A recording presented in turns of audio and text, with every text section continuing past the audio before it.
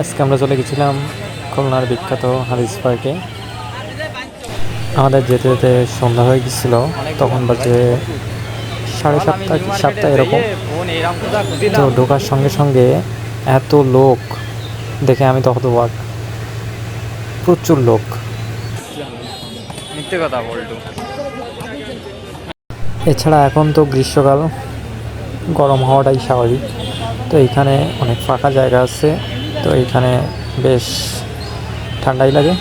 আমার সাথে আসছিল ভাই আমার নাটু, সে আর আমি দুইজনে চারিপাশ ঘুরলাম।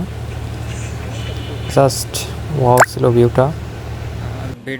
আগেও আসছি অনেকবার এই পার্কটিতে, খুলনায় থাকবো আর হাদিস পার্কে আসবো না, এটা তো হয় না। আসা হয়েছে, কিন্তু রাত্রেবেলায় এরকমভাবে ঘোরাফেরাটা হয়নি আর কি। দিনের বেলায় ঘুরছি, তো রাত্রে পরিবেশটা এত জোস লাগতেছিল আর কি বলবো। আমি সাধারণত কোনো কন্টেন্ট ক্রিয়েটার না, তবে আমার ভিডিওগ্রাফি আর ফটোগ্রাফি করতে খুব ভালো লাগে। আর এইখানে এসে জাস্ট ভিউটা দেখে আমার ভিডিও করতে মন চাইলো, তাই ভিডিও করলাম আর আপনাদের সাথে শেয়ারও করলাম। আর হাদিস পার্কের মিডিল বরাবর যে পুকুর আছে, এই পুকুরটায় অনেক ধরনের মাছ আছে। আমি এতদিন খেয়াল করিনি, কিন্তু অনেক মাছই আছে। আর এই পাশ বরাবর হাঁটতে হাঁটতে অনেক ফ্যান ফলোয়ারের সাথে দেখাও হলো, কিন্তু তারা আমার সঙ্গে কথা বললো না। যাই হোক, হঠাৎ করেই এই কাপলদের চোখে পড়লো। শুধু এই কাপল নয়, অনেক কাপলটাই এখানে ঘুরতে আসে। আর ভিডিওতে দেখাই তো যাচ্ছে প্রচুর কাপল। এমনিতে অনেক লোকজনে হাঁটতে যায়, কিন্তু কাপলের সংখ্যা বেশি দেখা যায় এখন। আর এই সেই পুকুর, এই পাশ থেকে যথেষ্ট ভালো ভিউ আসছিল।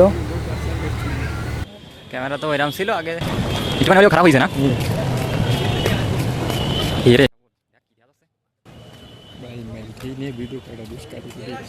সামনে থেকে হেঁটে আসা এই দুইটা মেয়ে আমাদের দেখে একটু বেশি পার্ট নিল আর কি। তো ছোটখাটো একটা মিনি ব্লগ হইতো আসলে।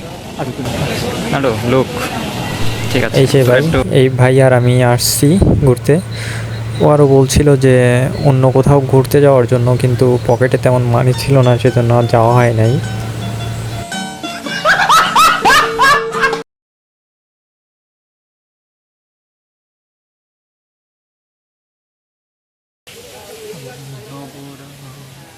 হাঁটতে হাঁটতে হঠাৎ করে একটা কাপল দেখলাম। ছেলেটি ওই মেয়েটির ছবি তুলে দিচ্ছিল। ব্যাপারটা আসলে অনেক জোস।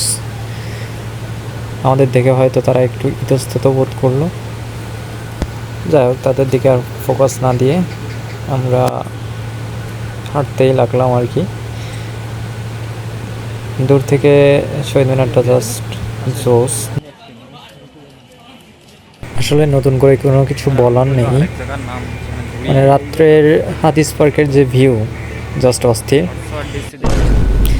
হঠাৎ করেই সামনে আরেকটি কাপল দেখতে পেলাম। অলমোস্ট আমরা ঘুরে ফিরে শেষ করে বের হয়ে আসলাম। বের হয়ে আসার পরে ভাই বলে যে ঠান্ডা খাবে, তো 2টা অর্ডার দিয়ে দিলাম।